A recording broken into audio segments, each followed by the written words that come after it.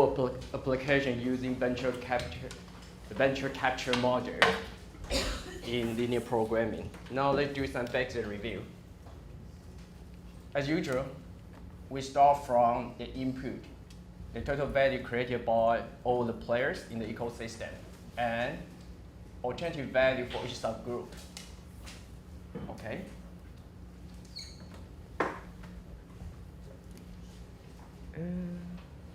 And then we start to work on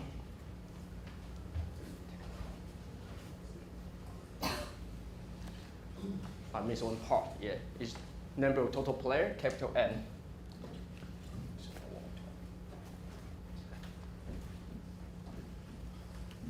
So number of total player and total value generated by all the players and value generated by each subgroups.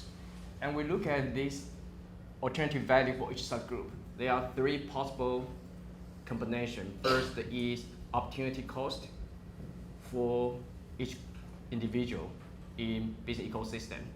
And also each subgroup or value chain has this player I there and the subgroup without I there. And we can say for each I belong to the total players. So this is basic setup.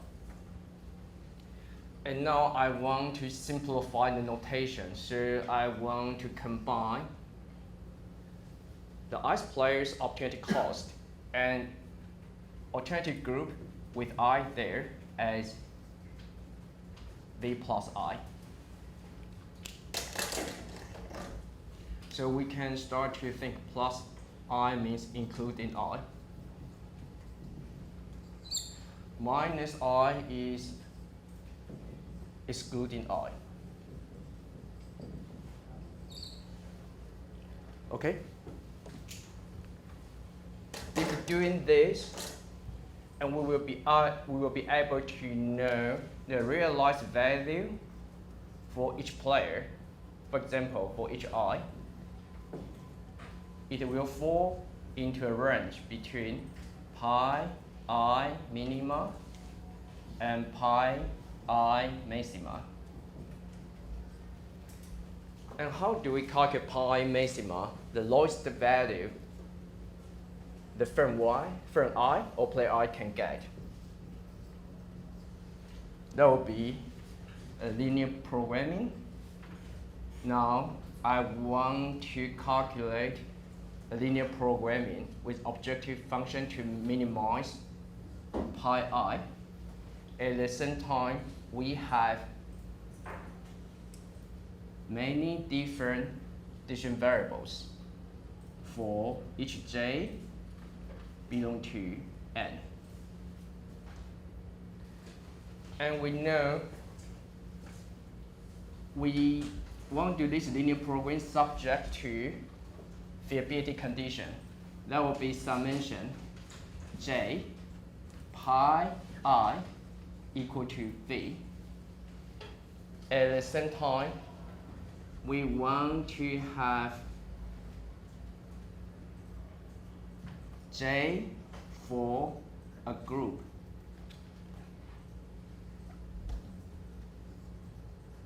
including I. So j greater than v g I for any subgroup with I there, and we want to have this stability condition for each subgroup. So for each subgroup, gotta make a mistake. So for each subgroup, I should not write down I here. Okay. I should not write down I here. And this subgroup will be any possible combination from group N. So working on this condition, it will generate it pi I minima The reason is very straightforward. If we can find out one realized solution to satisfy reliability condition and stability condition, and we know for any pi, for many pi j star simultaneously satisfy all these inequalities, it will be competitive distribution. Or we call it equilibrium in economic sense. So this will be a stable outcome. Subject to this condition, I want to pursue the minimal value of pi I. So that's why this objective function will help me to get lowest value of pi I.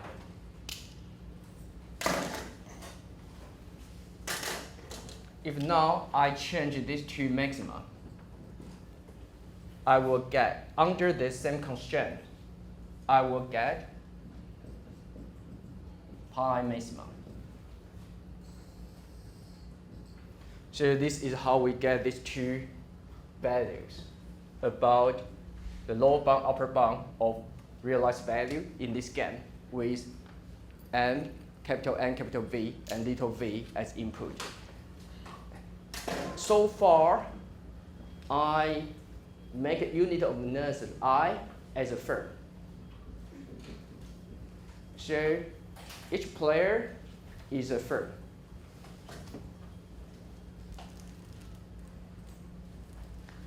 And now if I want to change the analysis to I as an industry,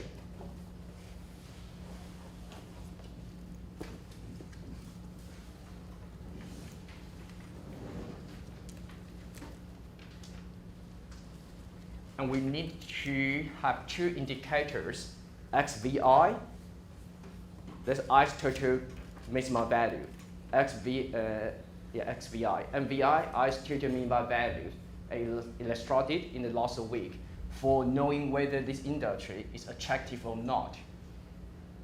And how do we do it?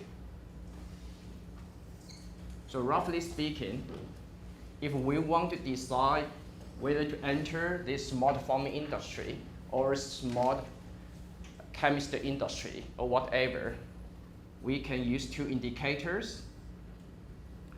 One is XVI over total value of V. The other is I's minimum total value over capital V. And we say this is low value for this ratio.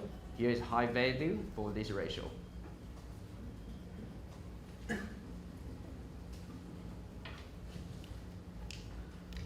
Again, we always have a bar to capture whether a firm has competitive advantage or not. Now we use industry as a unit of analysis. So we want to capture whether this industry has competitive advantage or not. So how do we do it? We also say now we change the input. That means number of industry related to our business model, to be unit of analysis industry. This is the total value generated by number of industries. So it's value for an industry. And this will be some industry like the smart farm industry work with smart pharmaceutical industry. They generate some value together. Whether farming can work together with pharmaceutical, it's possible, of course, because these all are related to what we have eaten into our stomach. So now we start to work on this case. If XVI is low and VI is low, it is saying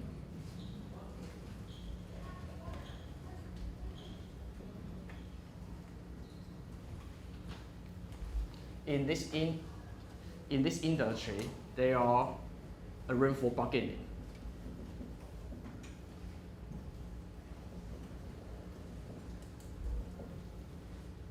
This added value. So if we have low XVI related to V, low MVI related to V, and we have bigger room for bargaining.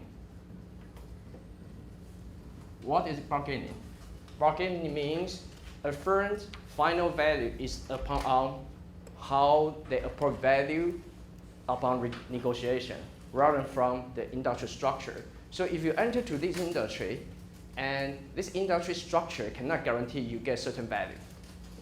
So you need to bargain related to your government or some benefit from the society, or some good friends in the government or whatever.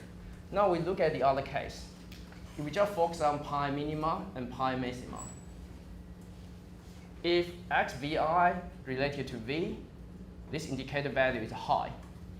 And we know this will result in pi maxima squeeze in. So we'll reduce pi maxima and will not change pi minima.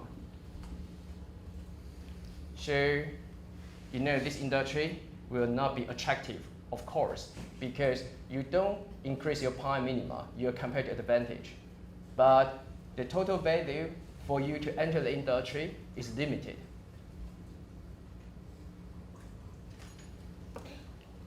Again, we're back to our definition. Do you remember? Pi minima is an indicator for competitive advantage. So competitive advantage is not increased at all. If now we work in a business model to enter industry has high indicator of MVI divided by V, it is saying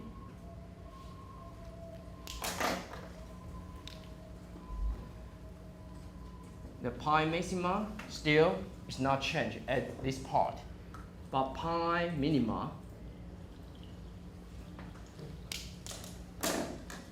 will be raised. In this case, this industry has been very attractive for you to get competitive advantage. So this is what we have done in last week. Now we quickly review what is XVI. If XVI is related to pi maxima, and somehow we'll remember there's a tension between the group with you and the group without you. So let me remind you. Usually what a key factor to determine pi maxima will be V negative I. That means alternative value for the group without you.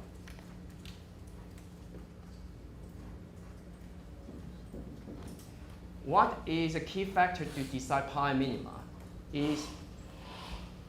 So this is pi I maxima, here is pi minima. So the pi minima will depend on the group with you as a sub-value chain for several industries. So using that definition, we already can sense how do we calculate XVI. XVI will be a minimum value.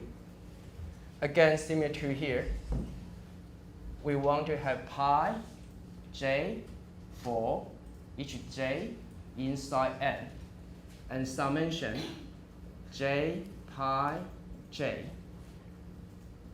subject to, if I want to calculate the indicator of pi maxima, and the good way will be starting from added value, because added value is greater than pi maxima.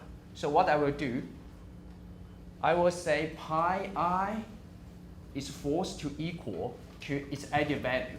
So pi I will go for the highest value it can be, subject to any group. And that group maximized here without I. And then need to greater than V, G, negative I for all such group belong to a subset of total capital N. Does this make sense?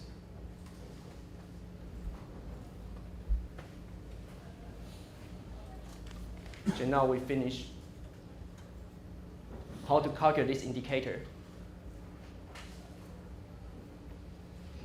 And this indicator is for measuring pi I maxima. Now, we want to look at some insights we got from last week. If we already know how to calculate VI through some simple calculation in the last week example, we find out very interesting things. If now you join one group and you increase V, the total value generated by all the different industries, it will make your pi I maxima, the maximum value for industry I to be appropriated, increase. Okay? At the same time, the second insight we get is for any group excluding I, its value increase, their alternative value increase, VG negative I increase, and pi I maxima will be reduced. So for other possible combinations of groups, including the industries having no I, if their collective value is increased, the maximum value for I's industry will be reduced. So that's the insight from this indicator. Now we look at this indicator now, MVI. MVI equal to, usually I use definition for 3 horizontal line, the minimum value J, and for each J belong to N. And now we use this objective function pi J, but we want to talk about MVI related to pi minima, because pi minima increase, and this is the group with me. So what is lowest value for pi I? The lowest value for pi I will be its opportunity cost. And also subject to the other group all having I as a player.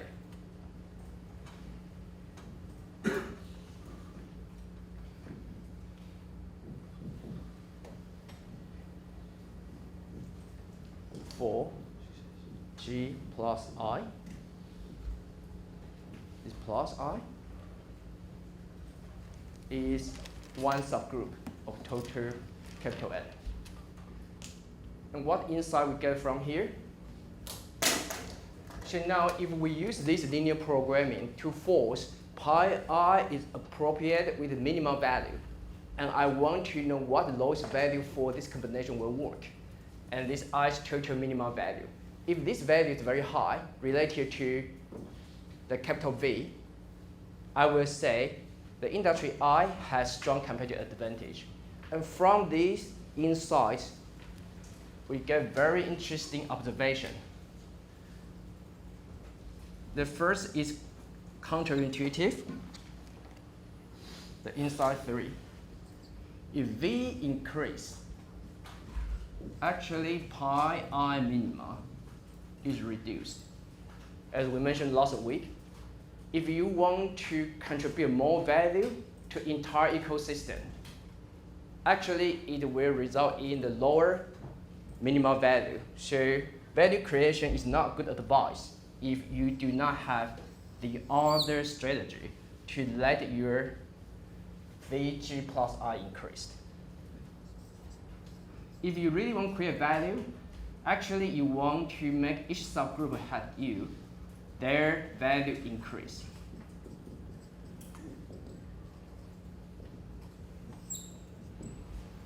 And we call this 4 insight result in the tension of entering a particular industry.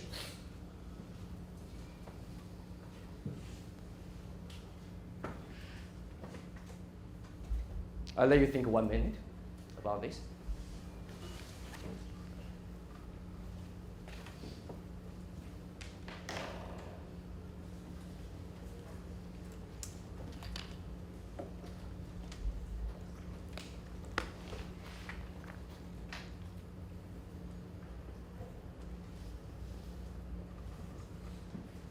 Any questions so far?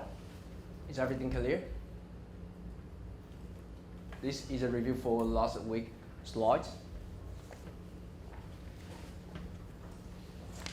If that's okay, let's go for today's application. So first, we want to apply this principle to real-world industry as what you will do for your final project. So let's do it. So now, if we want to create some business model, so we will definitely use some resources to do it. And how do we analyze the investment of particular resources to increase the business model value? So usually, we will assess your current position as status quo to calculate pi minima, pi maxima for the current situation, and then use that information to see what kind of strategic action or entrepreneurial action you can do, and we'll see that very soon. And then we start to see whether this action is good or not. Okay, so I leave you to read the slides. This all tell you about what we are doing in the world sense, but we quickly go to example. Now we start to see as what we did on the board. First, we need to decide how many actors in our group, and we need to see how long for the time horizon for your particular project or action to be implemented. And we also need to decide the possible value for each value chain. When we do the business model estimation involving multiple periods, what we will do, we need to consider discount factor as you learn in the basic finance. We call it delta. And as we say, if we enter to an industry, the industry gives us very high range between pi minima and pi maxima. So industrial structure cannot guarantee how much you will get, so you need to bargain. Bargain is related to your appropriation factor, alpha. So this so far is in line with the story we mentioned here, but now we need more input. As your project, if you want to go for smart farming or smart transportation industry, you will start to create some historical data to let you have some starting sense to do estimation for this input. Okay? So now, let's start to do it.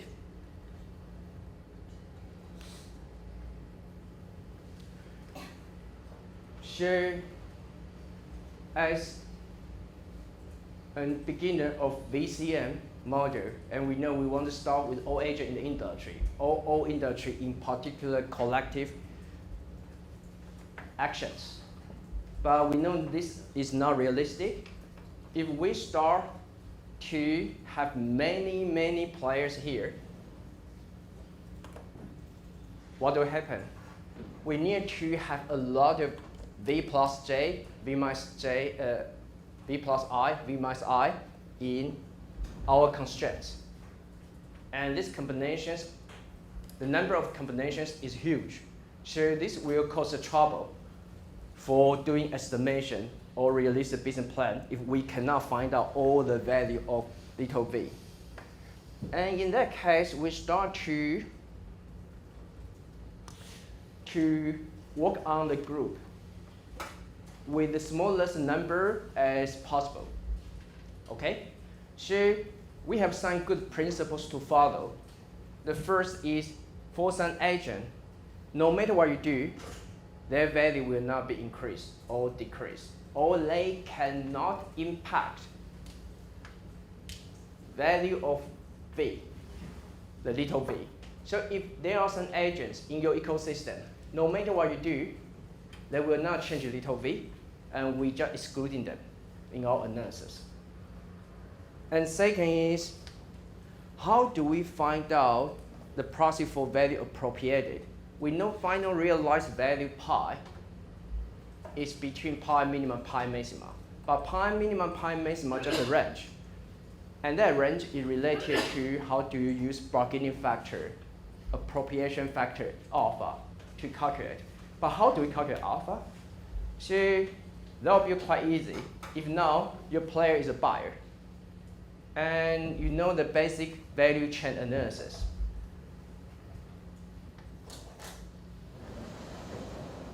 If we are doing basic value chain analysis, and we can see if you sell a product, this is the price, and your cost is here. So we can use this product price as the price. Okay, you can this price. For example, now if this is a firm I, okay, this is firm I is here, and firm I work on the supply chain is a supplier J. And what I will do, I can say pi I is the price. And the cost here will be pi j. So supplier j its realized value will equal to this cost for product I. And the product price I will be as a proxy for pi I, but I need to do some, I think I need to minus, I need to be very careful here. So pi value here, so I say this is pi I. So I need to, the difference between price and cost, actually is the first revenue minus first cost. Here will be, say pi j, here's pi I. So if I have input from I's product and its cost structure, I will be able to calculate the final realized value of pi I and pi j using these two information.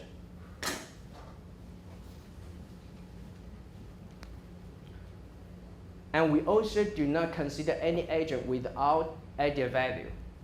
As we know, added value is very easy calculated. When you have input information or the business model you want to do, and you can immediately calculate added value for each player in your business model. If added value is 0, and we do not consider it. Why? Because added value is the upper bound for realized value pi. So pi minimum, pi maximum, all less than added value. If added value is 0, and we do not need to analyze it at all because it will not impact the entire model. Okay? And now I make some assumption. You already learned Finance 101 and Economics 101. You know what's discounted value, and you know how to calculate it and how to estimate it. Now we get to our business. If we want to evaluate a business ecosystem and business model, there are capital T periods, and we start to put inputs for our input, capital N, capital V, and little v for each period. Again, for each player in that particular ecosystem, and we can calculate pi minimum, pi maxima for each period. This should make sense because now if I want to calculate T period, for example, I want to implement a project for 3 periods, year 1, year 2, year 3. For more obvious sense, year 2018, year 2019, year 2020. And for each year, I will know its projected capital N, capital V, and little v. And for each player, I should be able to calculate comparative range. So after doing this, when I use all this information to get pi minimum, pi maxima, do remember for each player, we have their public finance report, or if they are the public listed company in the stock market. If not, if they are startups, as the video we just showed, they need to provide business plan for the venture capitalists, their founders. So they will tell you what is their product price and their product cost. With this information, you will be able to calculate alpha for each players. And why the venture capitalists, they need to know, do you remember how do we calculate firm profit? In the first week slide, we say firm's profit is equal to your product price minus cost times your flow rate. Flow rate is how many products you can sell in each period. So in any business model, you need to create and provide this information to your founders or provide to your investors as the necessary information in the stock market. So when you provide this information, you already provide realized value for each player. So when you say this in your investor or founder, you already give the value for pi I. After you know pi I star, and we know pi I star equal to 1 minus alpha times pi I minimum plus alpha times pi I maximum. So your business plan or business proposal or financial report give you information about pi I star. And you use the VCA model to generate it pi minimum and pi maximum by linear programming. Then what's the next? Using this simple algebra, you already get the alpha value. Here alpha is only unknown in this equation. Okay? So after you know alpha, and you can start to calculate net present value for your business initiatives. So this will be very simple discount value calculation. For firm I, but here is I now 1. This is firm I. For firm I, discounted by the discount factor, and then we will get NPV. Any questions so far?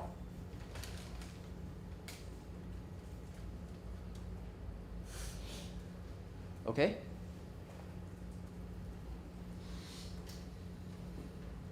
So this is the way we calculate NPV now. We move to the value of a new business plan. If we decided to have a new business plan, or we want to create a new startup, we propose a new project as what you see from the Silicon Valley video clips. I need to project the market. I tell you I use a new deep learning algorithm and whatever compression. Now I tell you, after doing this way, I can create new capital V and new little v. So this is your projection, your business plan. And after doing this, follow the same procedure, you will get the realized value, pi. Again, why you can get it? This from your business plan, your business proposal. You need to have market plan. So you give market plan, you get pi hat. After getting pi hat, and you also tell your founders, now you need to pay certain cost. And how much money your founder will earn by investing you. This will be straightforward. Using my new technology of compression and deep learning, you get pi hat value, and minus your current product without me. Your current product without me, you get this value, okay? And minus the investment cost. If in total, this new deep learning algorithm can work in the industry for 3 years, if capital t equal to 3, I just discounted year 1, year 2, year 3, how much I earned by investing you. And I know the NPV for this investment project. Okay? If you accept this logic, now we work on numerical example to see what's going on.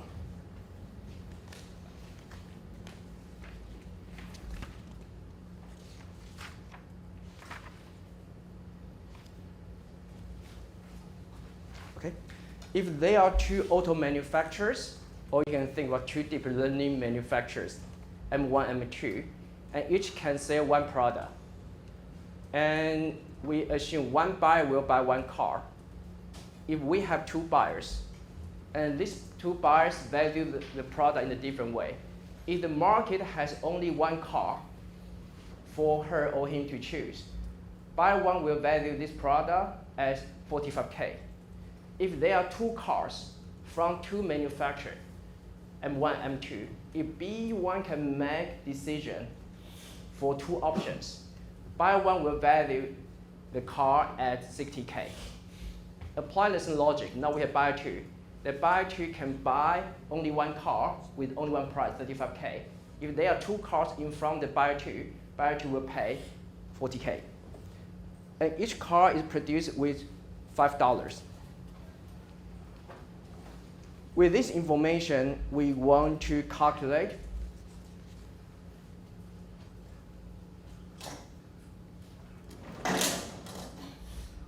all possible value of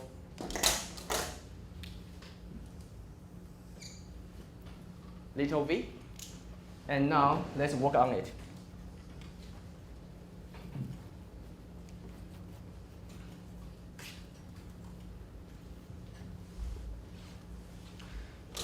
So first is capital V, which is feasibility condition.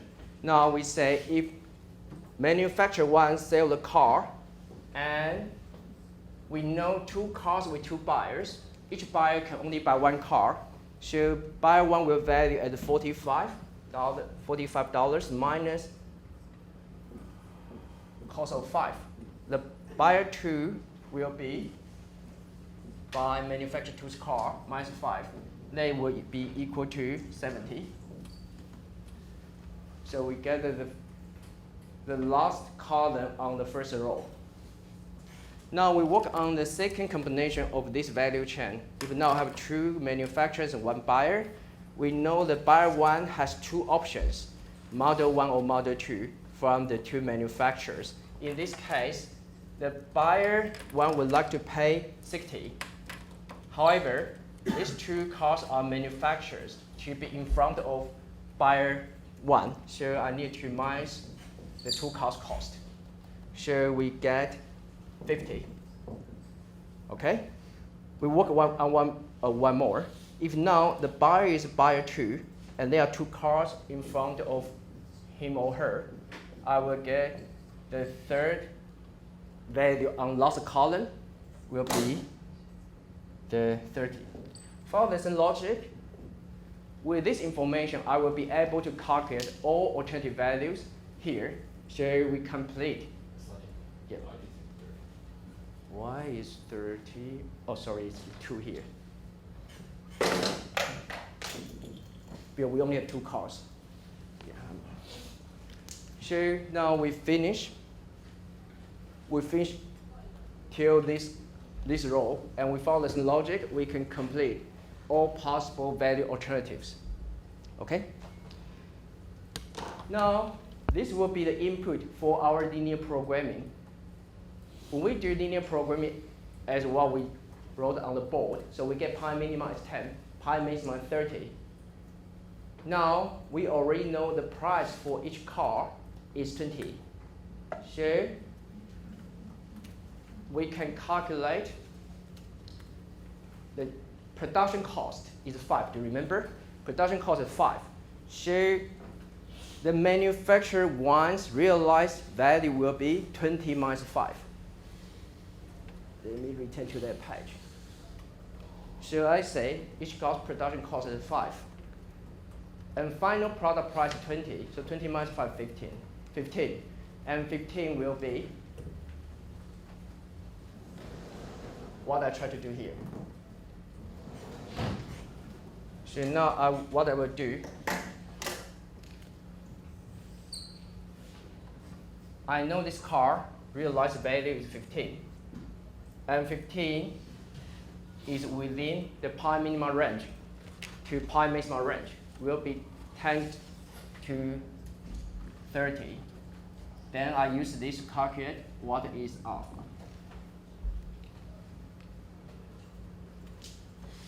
Using simple algebra, here we get alpha is 1/4. And we can do it, and will be 1/4, a quarter. Okay, we take a break. The next case. So we work on the auto manufacturing case. And the case we just went through actually is for status quo. So we know status quo in this situation, and alpha is 1/4, is a quarter. So now we start to work on strategic actions. If now manufacturer one recognizes there is opportunity for demand is oversupply, so the manufacturer one decide to expand the 1 unit capacity. In this case, now there are 3 cars available in the market after manufacturer one expand the capacity. So how do we recalculate alternative value for each subgroup on the loss column? So we can start to work on the first row. For the first row is now we still have only 2 buyers. So we only can sell 2 cars. The only difference is now we have 3 cars in front of buyer 1 and buyer 2. And buyer 1 value the manufacturer 1's car with high price. So that means buyer 1 has 2 options. So buyer 1 will pay 60, and buyer 2 will only pay 35. In this case, we will get the new capital value is 80 here. So we'll follow the same logic as what we do in the last example. Now just be careful. We have 3 capacities now. So we start to speed up. In this new initiative, we use linear programming solvers to resolve the problem. Now we get pi minima 0, pi maxima 20. Obvious, 0 and 20 are smaller than status quo. Status quo was 10 to 30, now it's 0 to 20. In this case, what is possible realized value for this capacity expansion? We will use 0 and 20 minus 0 here, and we know alpha is 1/4. We count 1/4. So we got realized value for this new capacity expansion is 5. In this case, should we go for this expansion or not? Of course not, because we only get the value 5 here. Before, how much we get? Before we have the 10. Before we have 15. So 15 minus 5 is -10. In this case, of course, we will not launch this new investment. So the founder will not pay for this new business project. So we move to the next section.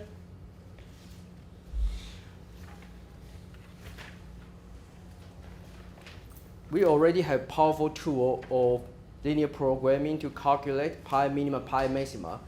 When we get the data from business proposal, business plan, or financial report, we can calculate the alpha. So we almost get complete story to access and evaluate any business plan. Now, we already almost get everything we need. We move to our case again. So we recall this auto manufacturing example, and the status quo is 10 to 30. It's the same as what we just mentioned. And after capacity expansion, actually we lost the -10K value in this business proposal, so we should not do it. But do we have better way to evaluate strategic option from linear programming? The answer is yes. Have you heard about shadow prices before? Who is doing management science models now? Okay, Yuxin, you are telling me you are doing management science model now, is it? So what is shadow price do you know in linear programming? Any idea? It means the boundary constraint. If the boundary constraint move and add by 1 unit, Yeah. the shadow price is the effect of this movement, this delta movement, the influence on the objective function. Objective function. Yeah. Okay, you have. The move of the restrictions. Yeah, you answered correct. So you are doing the measurement science model now, is it? Yeah. Okay. So as what Yixin said, when we do linear programming, as you know, we have objective function, and then we subject to several constraints. For any binding constraint means equal to. If I increase value of alternative little v, that means our right-hand side value, I increase 1 unit. And what is increment on objective function? So this is shadow price. Okay? So this just repeat what we say. And in any binding constraint, and how do we evaluate the possible strategic action from this insight? Let me do some basic review here.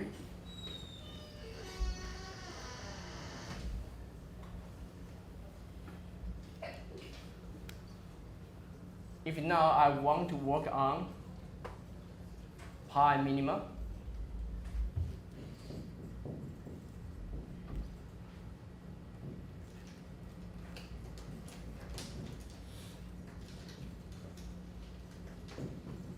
okay, I will subject to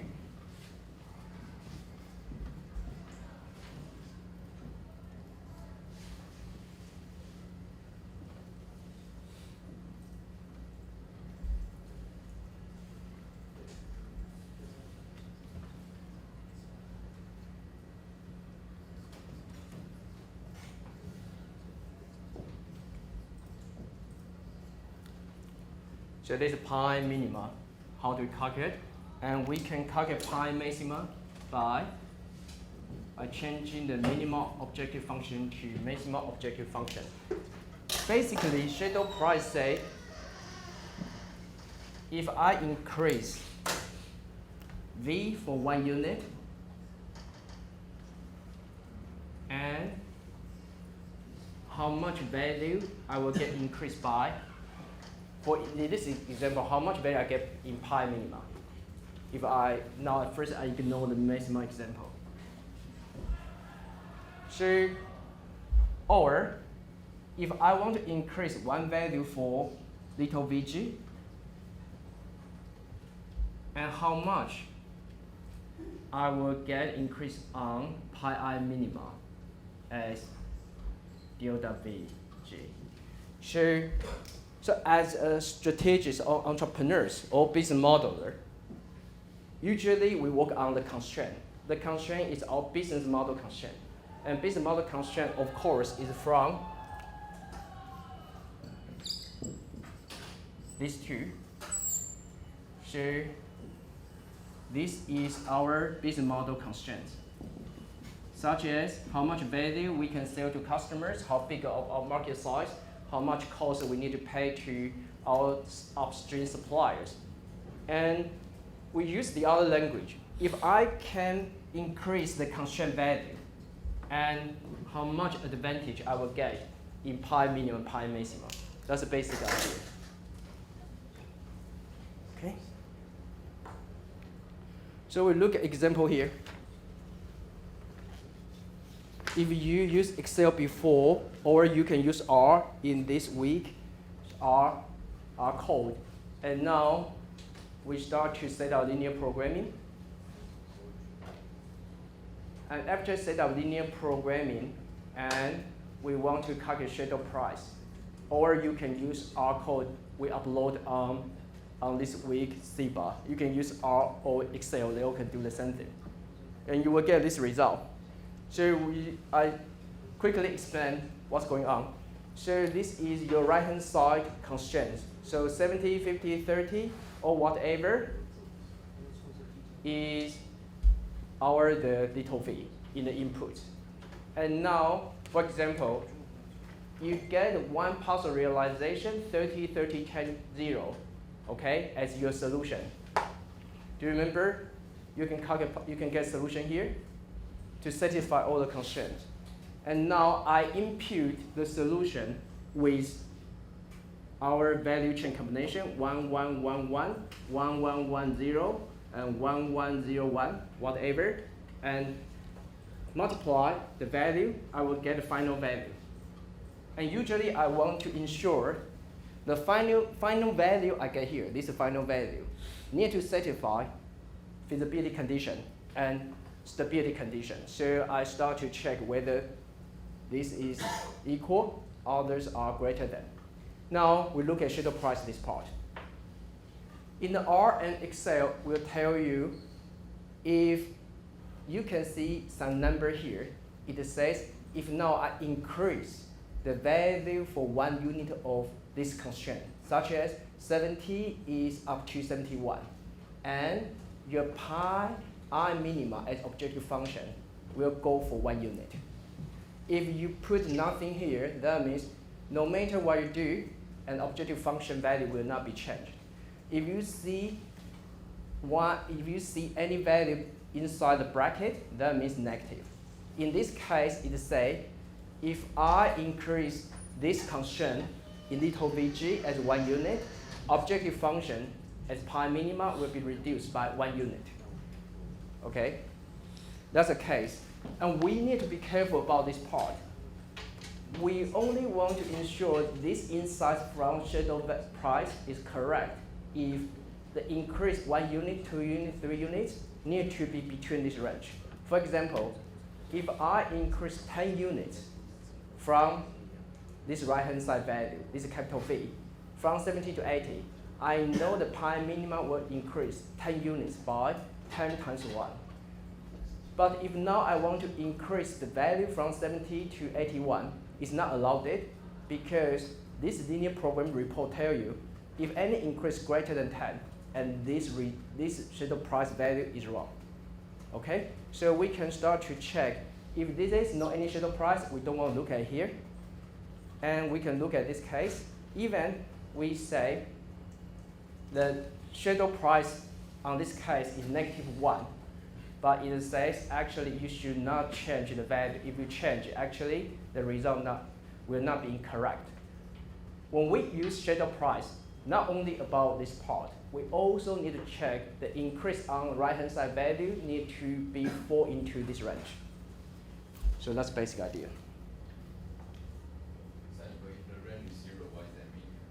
Which one? The range.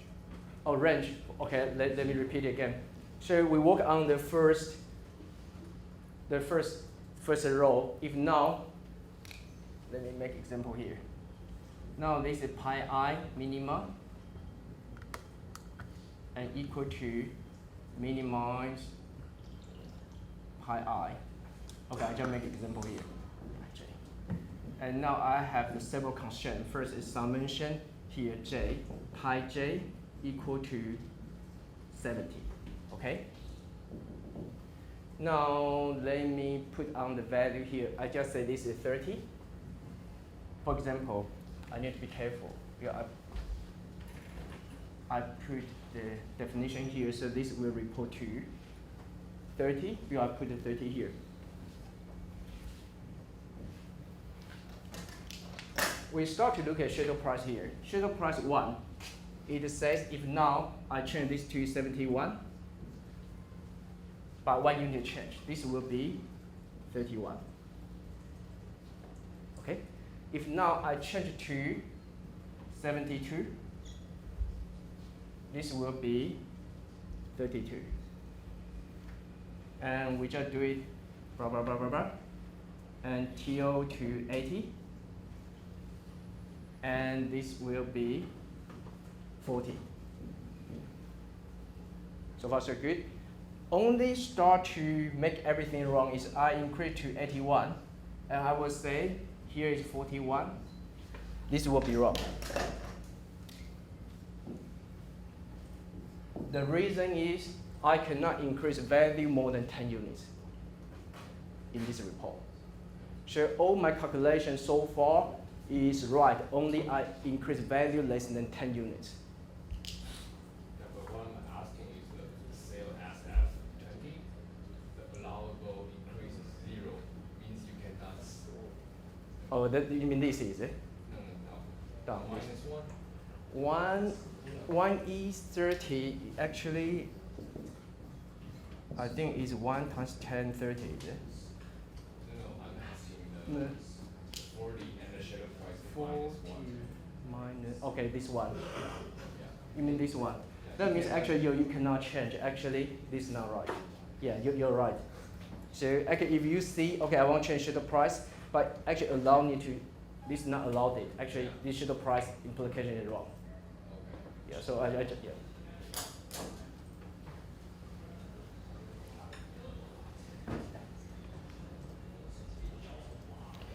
So this just repeat what I say. Actually, I increase 1 unit on 70, I get 31 in objective function. Okay. So now we want to get some insights here. So remember, this is the report from linear programming. And now we do it for pi minimum, pi maxima. So here's pi minimum, pi maxima. And we start to put something with a shadow price. And we can see in the pi minima case, if I reduce one value on right hand side, pi I minima is reduced. Actually, this is the same as the insight we got. Do you remember in the beginning of today's class, we have the insight about if V is increased, then pi I minima is reduced. Okay? So this confirms the insight we get. And now we have the O for pi maxima. This is the same. Is V increased, pi I maxima is increased. Okay. Now we start to look at this case. For this combination now is we have manufacturer 1, manufacturer 2, and the buyer 1. If I increase value for this little v, is that possible? I can influence buyer 1, but I cannot influence buyer 2. That is okay. So if I increase the value I sell to buyer 1. And if I increase my value to sell buyer 2, that's also workable. So that's why we conclude increasing the minimum looks more promising. The reason is, if now I increase this subgroup, they are buyer 1 and 2 manufacturer. I increase the value from my product as a manufacturer 1. And at the same time, my business model also increase my value to sell buyer 2. And I can increase pi minima. The problem is this part, pi maxima. The pi maxima, to say if I want to change the pi maxima, I need to change how manufacturer 2, my competitors, is behavior. So this shadow price does not give me good guidance how to change my business model. So I would say it's hard to do. After compare the shadow prices from pi I minimum and pi maxima, I know if I can increase my product value to buyer 1 or buyer 2, I will increase pi minimum. So that's insight will be, if I work on a group, always manufacture 1, and this increase, then pi I minima will increase. So I should work on a business plan to make this happen. And pi maxima, in this case, I may not be able to do something.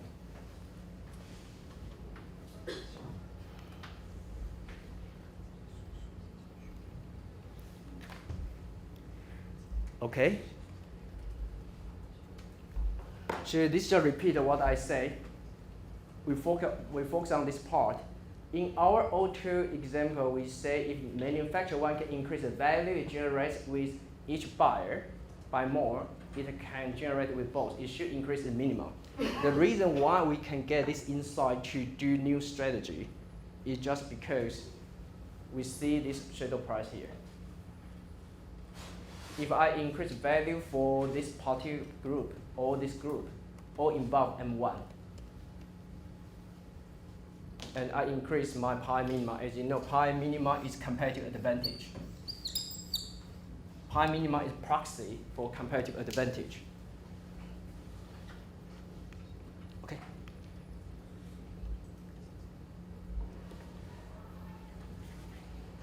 So now I want to do some quick calculation on this slide.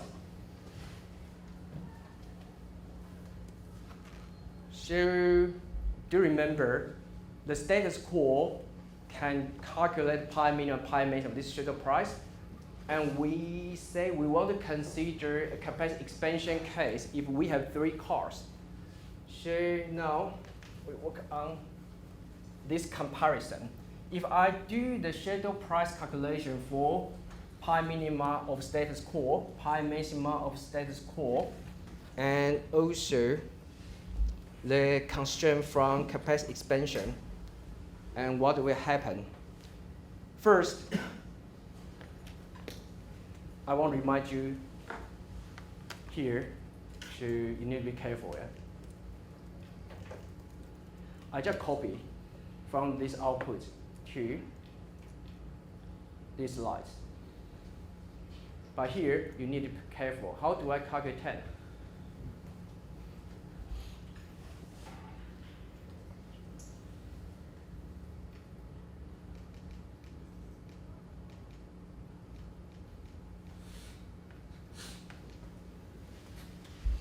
Do you remember about capacity expansion case? I increase 1 unit of capacity, I get 80 here.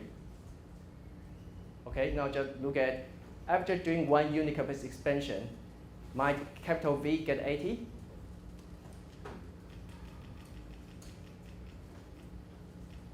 How do I know the shadow price after this capacity expansion? Can I do it? Of course I can.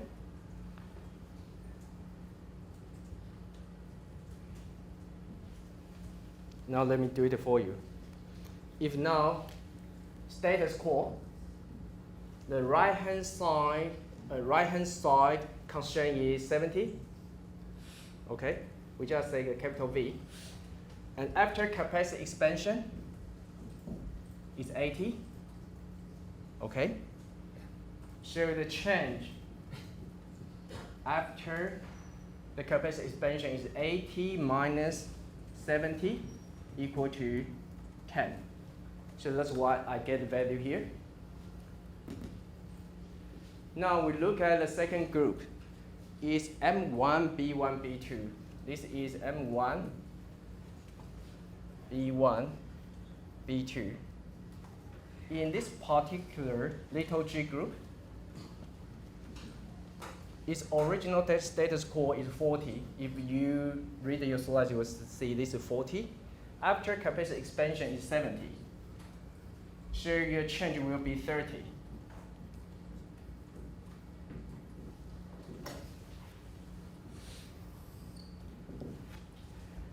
And I leave the last one for you. So this is the way I calculate change on the right-hand side value after the capacity expansion. And now I want to know the change of pi minima. Pi minima from status quo to capacity expansion.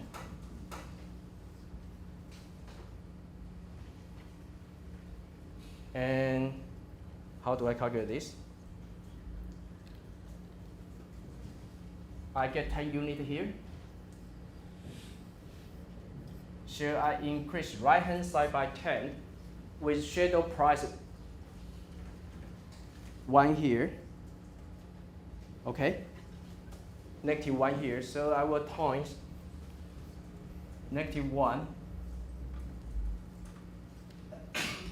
resulting in I lost 10 units on pi minima.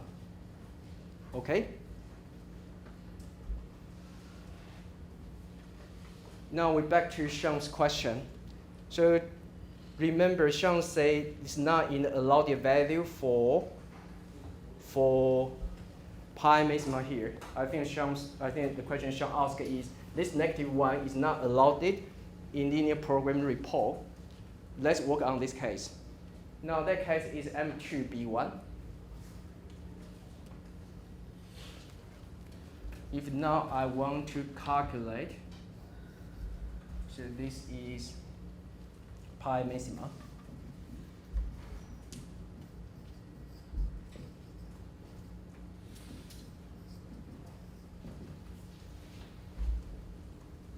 If that value is 30, is it? So I put 30 here. And times the shadow price is +1. That group +1. I should get increase on pi maxima for 30. 30 to 20, do I make mistake here? 30, oh, I make mistake, is it? Do I make mistake, B2? M1, B1, I think I make mistake. So M1, M2, M1, B1, M1, B1, +10. Sorry, it's this group. The report is this group, I make mistake. So M1, B2, M1, B2, so that group is 10.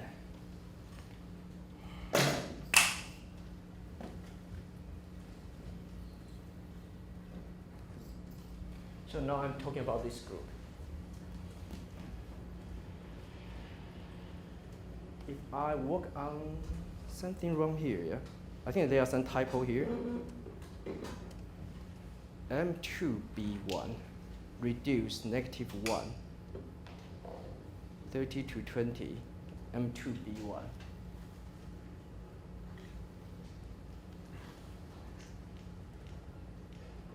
This is maxima. Sensitivity maxima, okay. M2B1. Where is M2B1? M2B1 is here. M2B1 is shadow price -1, but along the range is 0. Okay, this is M2B1. So M2B1 is here. Yeah, I'm right. The -1. -1.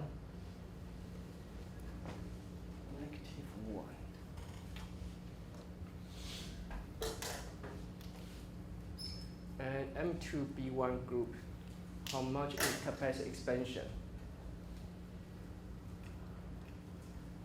M2B1 capacity M2. This is typo here. This should be M2B1, is it? So this should be this typo here. M2B1. I want double check. M2B1 80.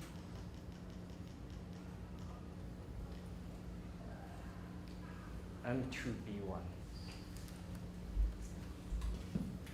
M2B1 here is 40. Okay, 40. Original status quo is how many? M2B1 is 40. Something wrong here.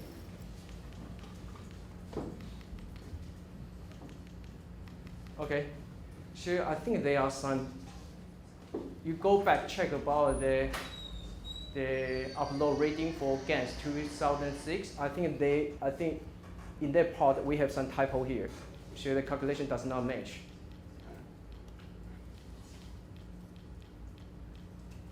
But inside is still right. because allowance increase on the maxima was 0. We cannot do this. The reason is why, because they are not in the allowance range, as what Sean said. We cannot do this calculation because this change are not in the allowed range on linear programming report. I will update the figures on these slides and revise and put the revision on CBA.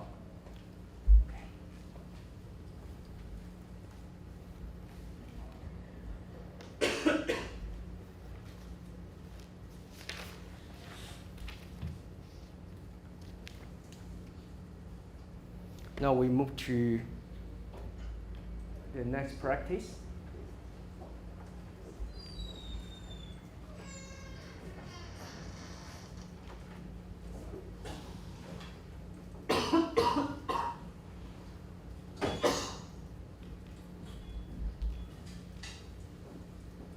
We start to work on this output for linear programming.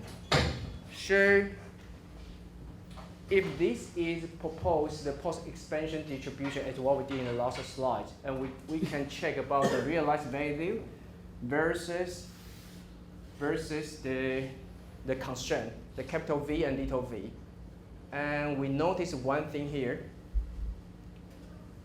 If we want to we want to tag all the value from capacity expansion to manufacture 1. And is this allowed?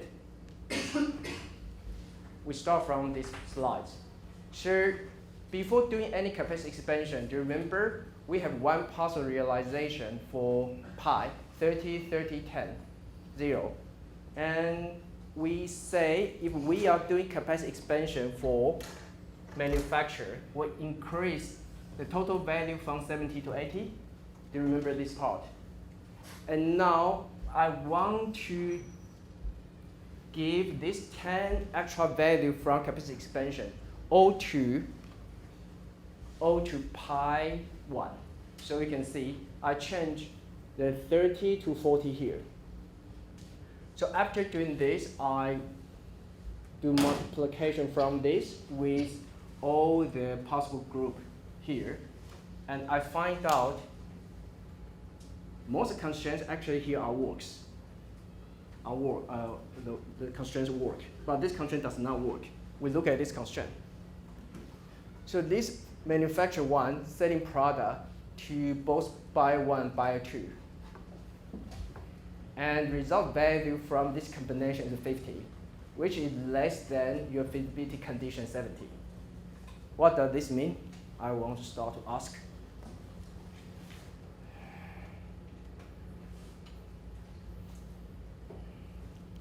Yahan,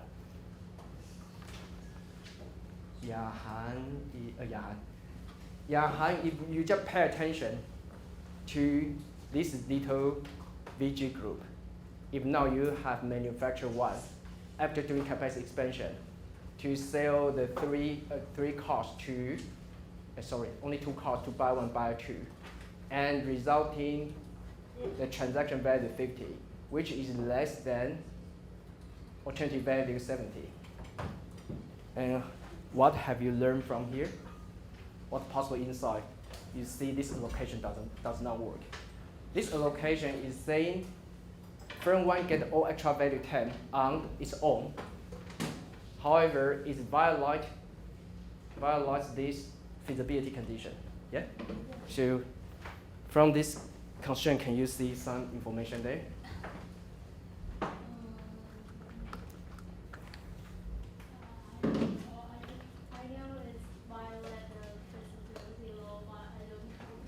You don't know, is it? Bart, do you have any idea? We just look at this 50 versus 70.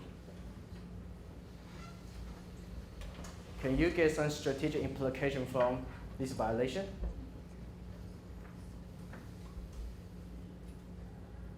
Max? Any idea? Wenyi, any idea?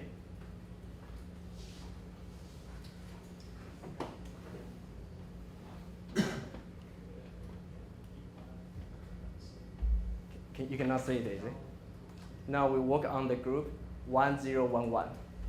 And if we put all the 10 extra value to manufacture 1 and result in the total value 50, which is less than original alternative value 70.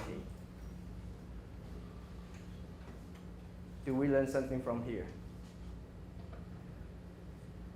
The one possible reason will be if we can give this 10 extra value assigned to buyer 1 and buyer 2, and we'll increase this value, is it? Yeah, and we have chance to be higher than 70. So it tells us actually firm 1 cannot get all the extra 10 units. We turn 1 need to give buyer 1, buyer 2 more values. Does this make sense? Yeah? So this distribution on value appropriation is infeasible. So now we just look at this insight, and this insight gives us 2 new strategies. First is vertical differentiation. Have you heard about this? I asked who is doing economics.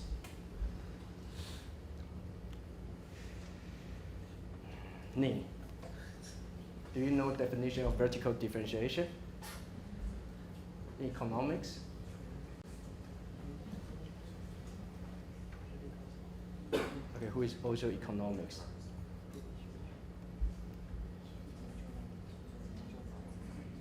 Peter, do you know what is the definition of vertical differentiation?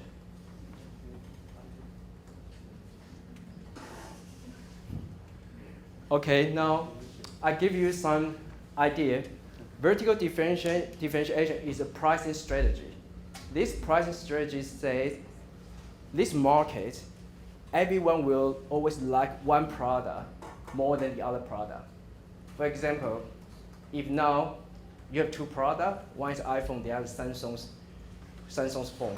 And no matter what you do, people always like Apple more than Samsung, if this is the case. And that means you can do vertical differentiation in this market.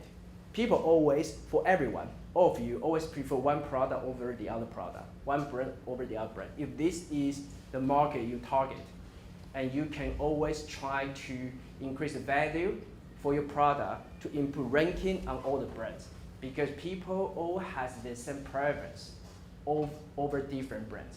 What is horizontal differentiation? This is a different market. Always we have different group of people. The first group of people, they always like brand A over brand B, but second group of people, they like brand B over brand A. This is called horizontal differentiation.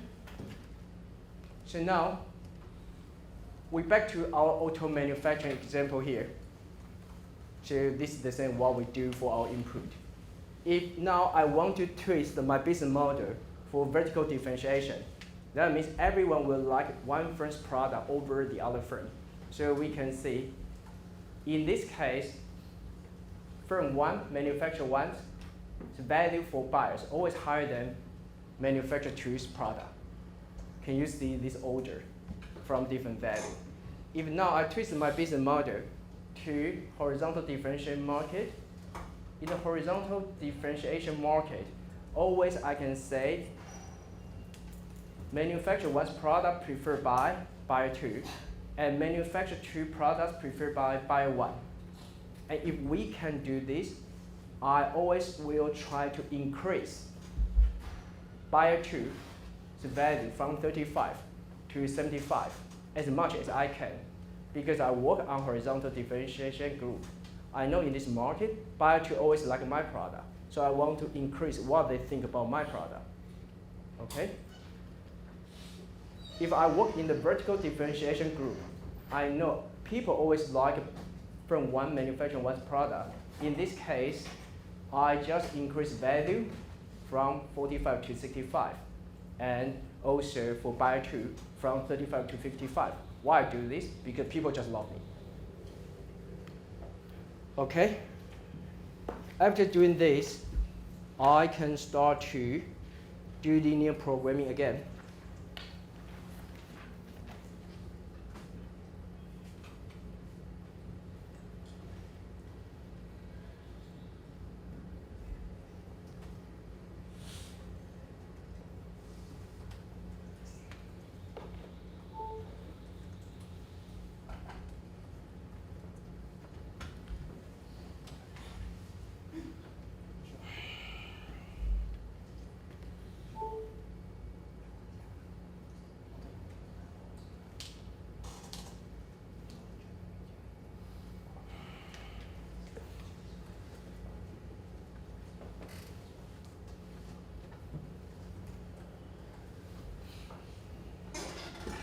Okay, so if you look at next slide, and have you seen?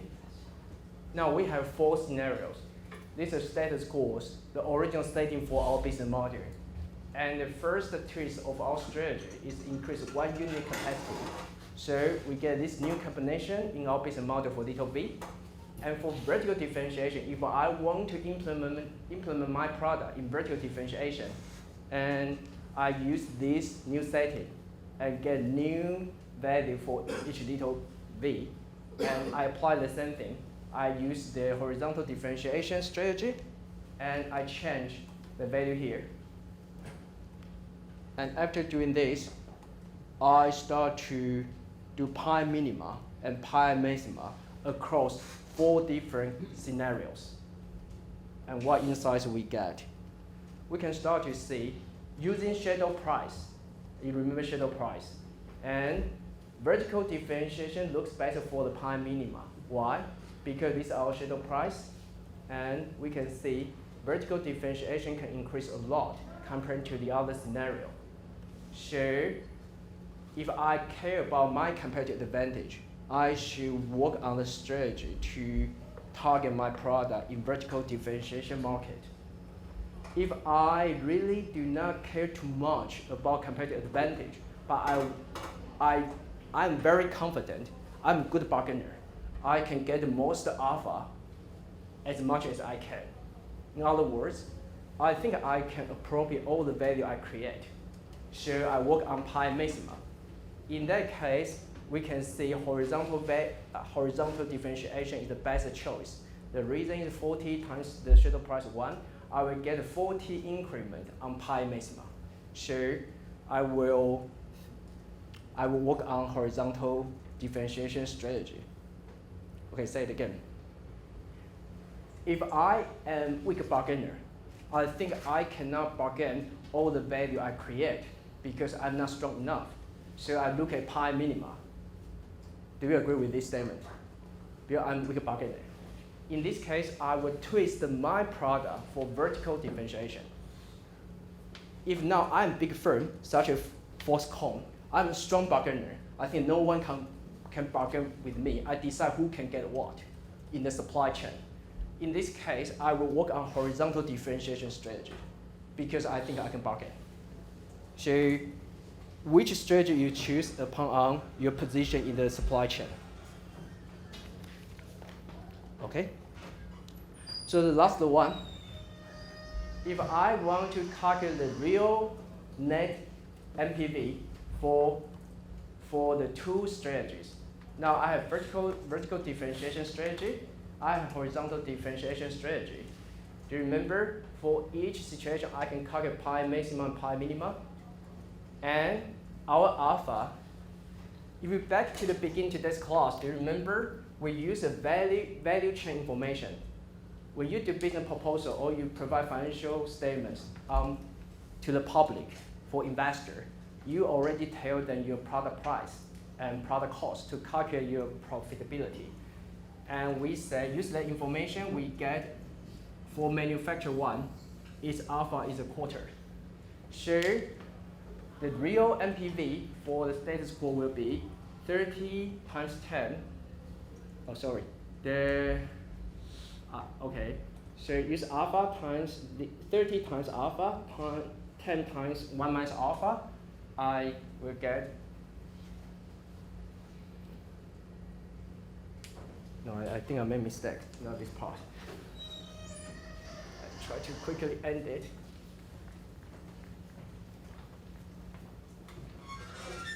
So let me do it carefully. Now, anticipated value is 15. So I use 1 minus alpha times 10 plus alpha times 30.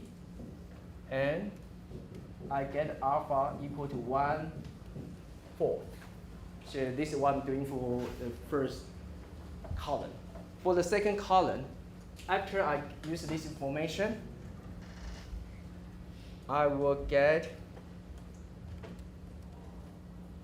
1 minus 1/4 times 30 plus 1/4 times 50. So I will get 35. And what in MPV for this is the scenario is status quo, and this is vertical differentiation.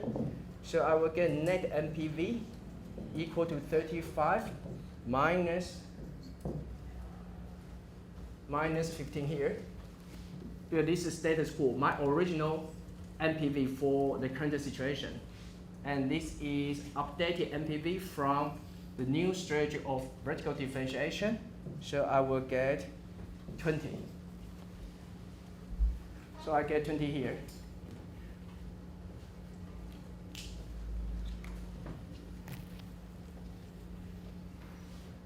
So doing the same thing, I will get MPV for horizontal differentiation.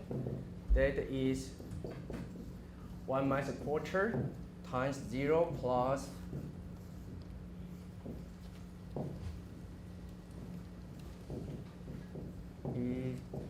17.5 and 70.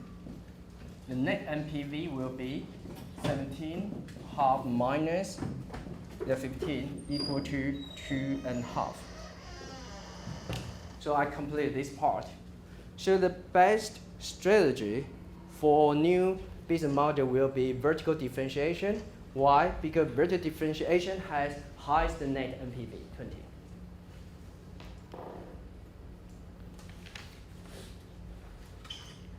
So now we want to say the last useful information for the shadow price. So we're back to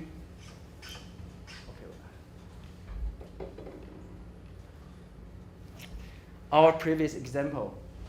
This is all a value chain combination, and we have status quo. This is the current situation, status quo, a capacity expansion, vertical differentiation, horizontal differentiation. We have 4 different scenarios, and this is strategy 1, strategy 2, and strategy 3. And we want to use information to see which strategy is better. So we repeat it again. In our status quo, we get shadow price for pi minima and pi maxima. Okay? So if we want to calculate how much increment on pi minima, so we can say 10 times -1, we get -10. 0 times 0 times 1, I get 0. So the net effect on objective function of pi minima is -10. So we're doing the same thing for the scenario of vertical differentiation. So 20 times -1, I get -20. And 10 times positive 1, I get 20. Sorry, I get 10. 10 times 1, I get 10.